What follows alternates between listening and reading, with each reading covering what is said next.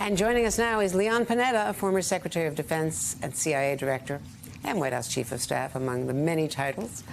Great to see you. Thanks for being with us. What is your reaction to what happened in Poland yesterday? Well, to some extent, it's a surprise that it hasn't happened before, with a large number of missiles that are being fired by Russia into Ukraine. And we just, as you mentioned, almost 90 to 100 missiles were fired yesterday. Ukraine is obviously trying to implement protection against those missiles as they fly in this kind of random terror that Russia's involved in.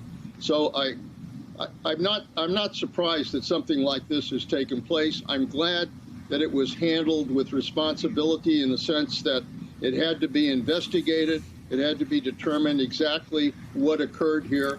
But in the end, from my point of view, it still remains the responsibility of Russia because of their random missile attacks on Ukraine that are producing this kind of result. The RT editor-in-chief, so that's Russian media, Margarita Simonyan, saying in a tweet, if this is not a deliberate provocation, then there's only one good news. The NATO country is so, and I'm cleaning this up here, badly protected that it can be accidentally thrashed by anyone with anything, and all of NATO will not even know who thrashed it, with what and why. What's your reaction to that? The hours and hours of confusion. The U.S. clearly knew, from all my reporting, they knew that something had happened, but not what it was. So they were tracking pretty closely, but there was a lot of overreaction and confusion among the NATO front line. Yeah, no, it's understandable. When you're dealing with Article 5, when you're dealing with the potential that Russians could, at some point, by mistake or accident, strike one of these NATO countries, I understand their nervousness. I understand their concern.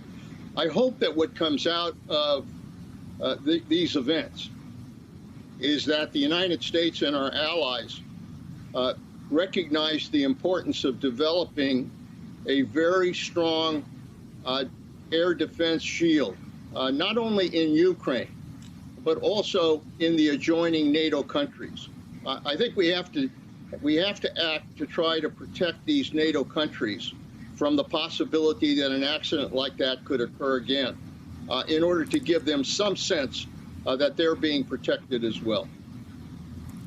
Can Ukraine withstand this kind of barrage? 90, hits just yesterday. How long can Ukraine withstand this, given the state of their missile defenses? The bottom line here, Andrea, is that Russia is failing. They're losing this war. Their forces are depleted. Putin is in a corner. And the result is that they're basically striking out with what I consider to be random terror attacks. There's very little military value in what they're doing. And what they're really trying to do is to undermine the will of the Ukrainians, undermine the will of the United States and our allies, so that somehow he can break that will and try to reverse what's happening to them. I think the most important thing right now is for Ukraine, the United States, for our allies to remain very strong in support of Ukraine and their efforts here. They have the advantage. They've got to continue to be supported. I think Chris Coons is absolutely correct that right now the Congress has to pass the additional aid to Ukraine that is absolutely essential to sending a message to Putin and to the world that the United States and our allies are unified behind Ukraine in this effort. I noticed yesterday that the State Department was notifying Congress of the intent to get Patriot missile batteries to Switzerland, famously neutral Switzerland. Now, I was not aware that we are helping the Swiss defend themselves. Is that how hair trigger this is for Western Europe? Well, we provided Patriot missiles to an awful lot of our allies. I assume that that Switzerland is interested in these weapons as well. I would not be surprised if if Ukraine is perhaps seeking additional help with regards to air defense systems, since they're subject to these barrages by the Russians. I would like to see Ukraine having a very strong and complete air defense shield over Ukraine, similar to what the Iron Dome defense provides Israel.